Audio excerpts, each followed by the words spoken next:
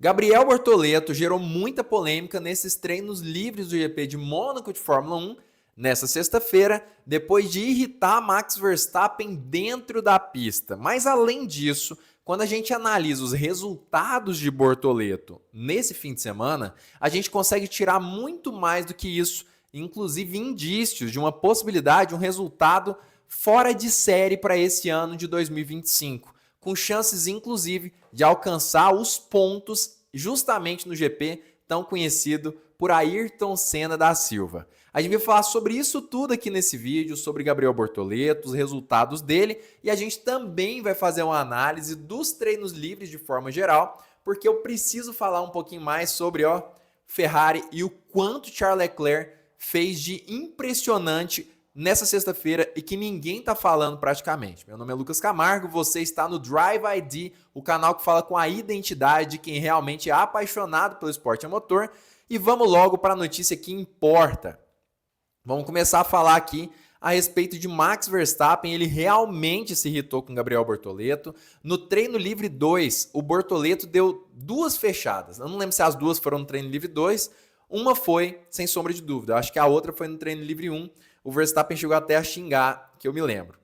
Enfim, o brasileiro, o Bortoleto, atrapalhou o Verstappen e o bloqueou na curva da piscina, que é um lugar extremamente perigoso e de alta velocidade, onde os pilotos estão passando muito próximos ao muro. E aí, o Verstappen destacou justamente que foi muito perigoso. O Bortoleto não viu o Verstappen se aproximando em volta rápida e também não foi informado pela equipe sobre o piloto do carro número 1. Para quem não sabe, quando os pilotos ficam no meio da pista, existe sim culpa do piloto em alguns casos, em alguns outros casos existe culpa da equipe também. A equipe tem meia-culpa nisso tudo, justamente porque o piloto precisa estar atento no rádio sobre quais outros pilotos estão vindo atrás dele em ritmo de volta rápida. Se ele não for avisado a tempo, o que acontece é justamente isso. Ele acaba atrapalhando quem está tentando fazer uma volta rápida e se colocando em uma posição de risco, assim como o seu colega de categoria. Ah, Lucas, mas os pilotos têm que andar sempre fora do traçado. Olha, não é bem assim que funciona. Na Fórmula 1, se você anda fora do traçado, você acaba perdendo o tempo que você poderia chegar a ter com aquele jogo de pneus, porque você absorve, entre aspas, parte da sujeira que está na parte suja do traçado, o que consequentemente faz com que você perca muito mais tempo em uma volta de pneu vermelho, por exemplo. Por isso que os pilotos não andam constantemente fora do traçado quando estão mais lentos na pista. É justamente para tentar manter esse pneu o mais íntegro possível para uma volta rápida que eles venham a fazer posteriormente. Enfim, o que Max Verstappen falou nesse momento? Ele disse basicamente isso aqui, inaceitável esses caras, muito perigoso. Sei que é apenas treino livre, mas é inaceitável para mim esse tipo de bloqueio. É muito perigoso ali na piscina. Exatamente isso. Ele falou que é inaceitável o que o Bortoleto fez. E o brasileiro chamou a atenção da Sauber pelo rádio justamente para que fosse avisado mais antecipadamente sobre os carros que estivessem ali se aproximando. Ou seja, a culpa nesse caso não foi do Bortoleto. Não sei se o Verstappen sabe exatamente disso ou se ele só esbravejou ali no rádio. Provavelmente foi isso que aconteceu. Mas independente de qualquer coisa, a gente sabe que existe essa meia-culpa também. Mas num traçado como o de Mônaco, a gente sabe que as coisas não são tão simples quanto a gente gostaria. E às vezes os pilotos não conseguem enxergar com tanta clareza quem está vindo ali atrás de tão longe, né? O resultado desses treinos livres, vamos falar a princípio do Bortoleto, continuar esse assunto, não foi bom, pelo menos no treino livre 1. A gente teve um Gabriel Bortoleto andando na 18ª colocação, enquanto Nico Hülkenberg ficou em 12º no treino livre 1. A diferença entre os dois pilotos foi de meio segundo, pouco menos de meio segundo, o que significa simplesmente que Hülkenberg realmente foi mais rápido do que o Bortoleto nessa primeira sessão.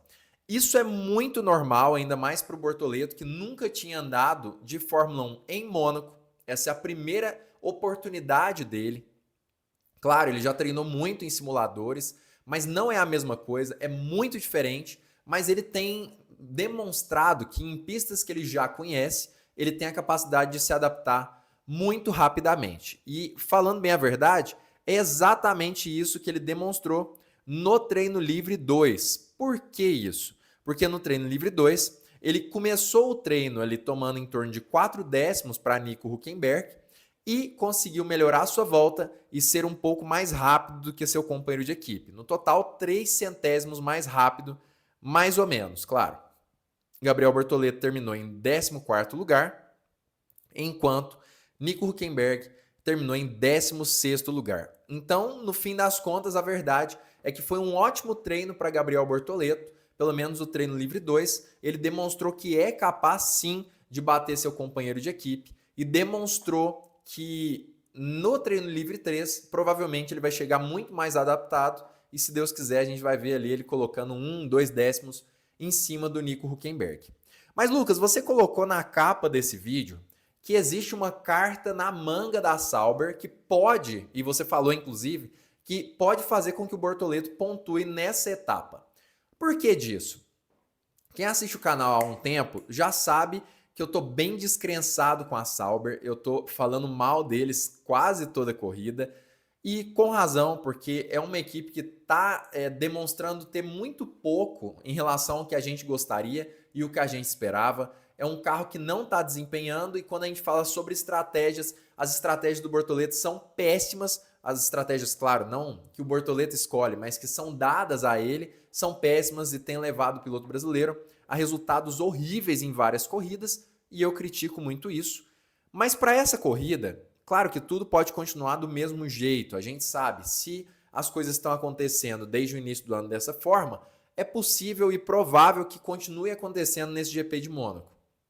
Mas a gente tem alguns detalhes que são diferentes e que podem sim acabar levando o brasileiro para uma glória parcial, vamos dizer assim. Vocês vão entender.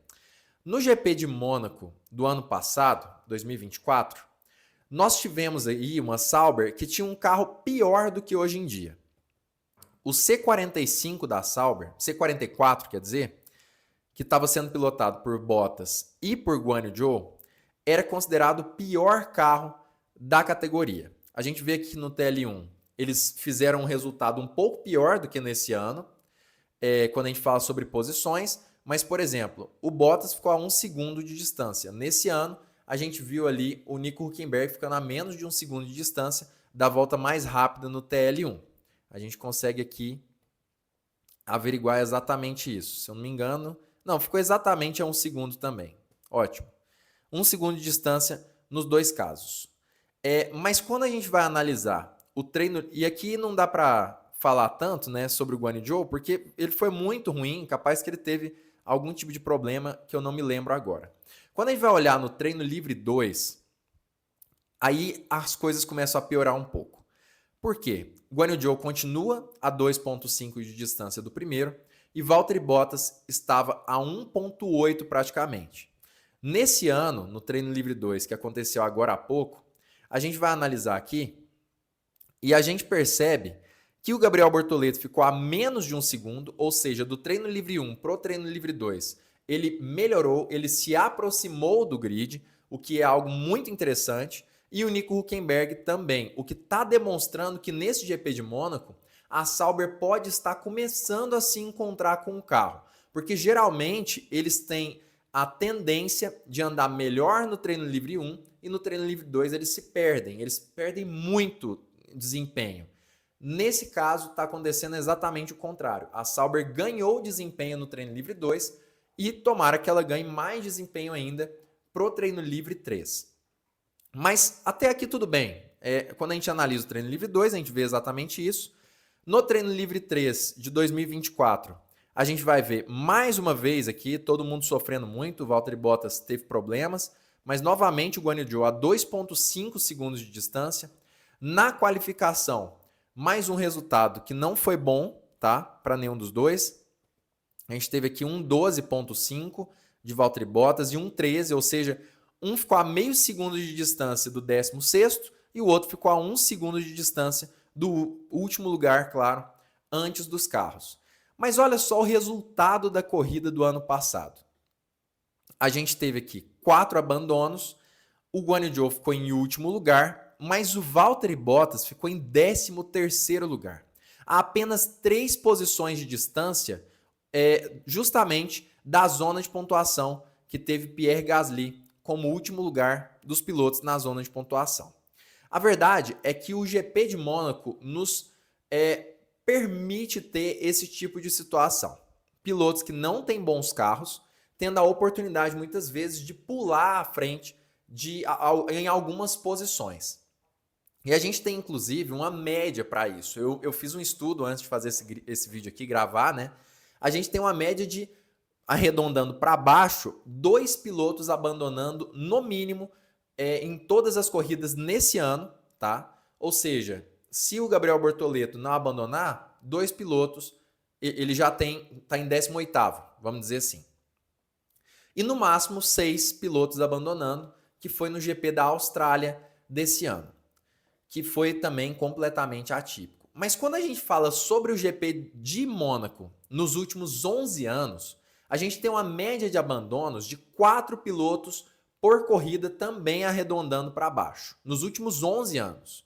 E quando a gente fala sobre o máximo de pilotos que abandonaram, foram 8 pilotos abandonando no ano de 2014 da Fórmula 1. Um ano que, olha, sinceramente não foi uma corrida atípica, não teve chuva, a gente teve realmente muitos pilotos batendo, disputas por posições que fizeram com que eles batessem. É outra época da Fórmula 1, foi o regulamento retrasado, se eu não me engano, mas ainda assim foi exatamente isso que aconteceu. Nos últimos 11 anos, em média, 4 pilotos abandonam a corrida por todos os anos, como aconteceu no ano passado. Isso já é interessante para Gabriel Bortoleto e para Nico Hülkenberg, que óbvio, se esses 4 pilotos, se eles não estiverem dentro desses 4 pilotos, é uma vantagem para eles.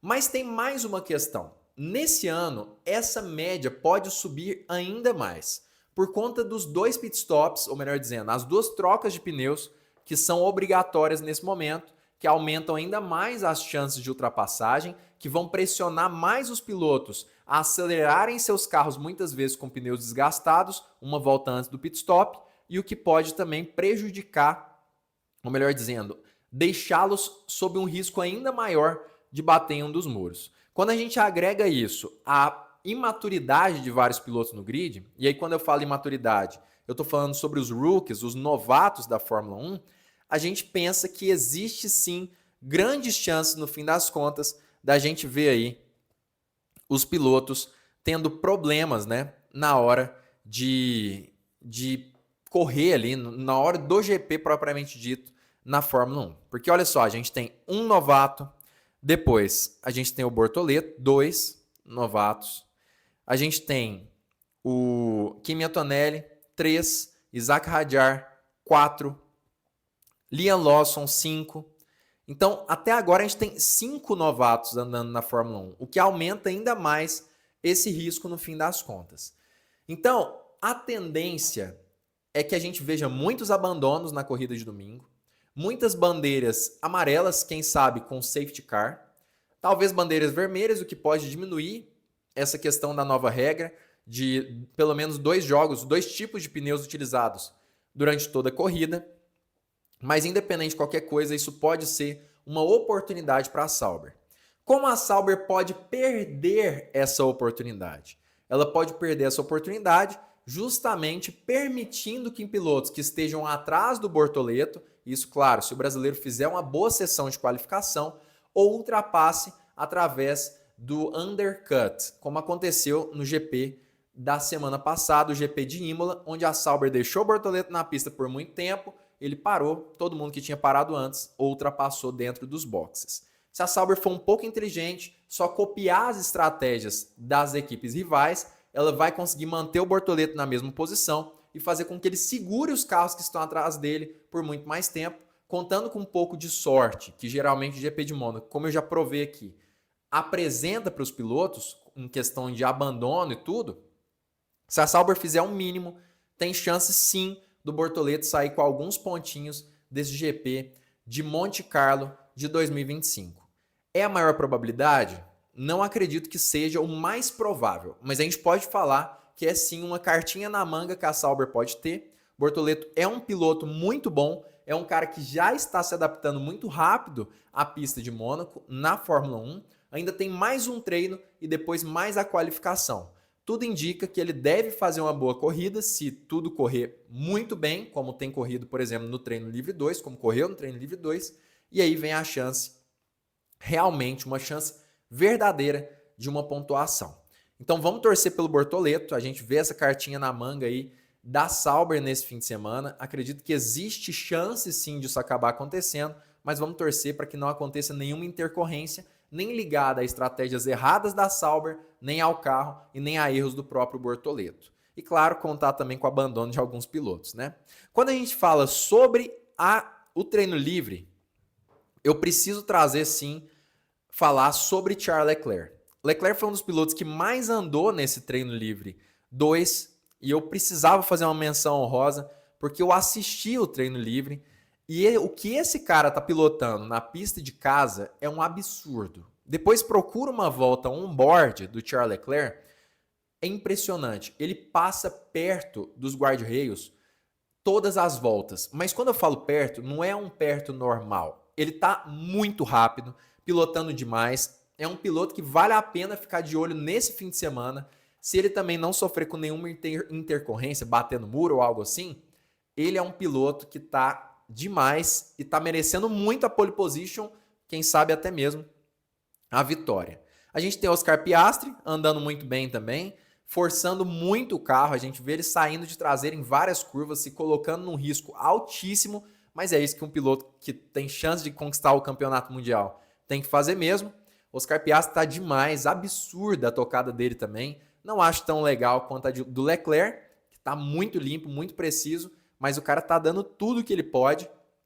Então, eu acho que na pole position a disputa vai ser entre 4 pilotos principais, que serão Charles Leclerc, Lando Norris, Oscar Piastri e Max Verstappen. Se fosse para eu adivinhar entre esses 4 pilotos quem vai ser o pole position, eu diria que em primeiro lugar vai sair Oscar Piastri, segundo vai sair Charles Leclerc, Max Verstappen e Lando Norris. Mas esse é o meu pitaco. Comenta aqui embaixo o que você acha disso. Se você acha que o Bortoleto vai ou não pontuar na corrida desse domingo, também comenta aqui embaixo. E não esquece, se você gostou desse vídeo, deixa o seu like, se inscreve nesse canal e ativa o sininho para todas as notificações e compartilha com pelo menos um amigo seu, porque isso ajuda demais a gente e eu tenho certeza que a pessoa vai curtir muito esse conteúdo. Tamo junto e amanhã a gente tem vídeo novo falando sobre a qualificação do GP de Mônaco de Fórmula 1.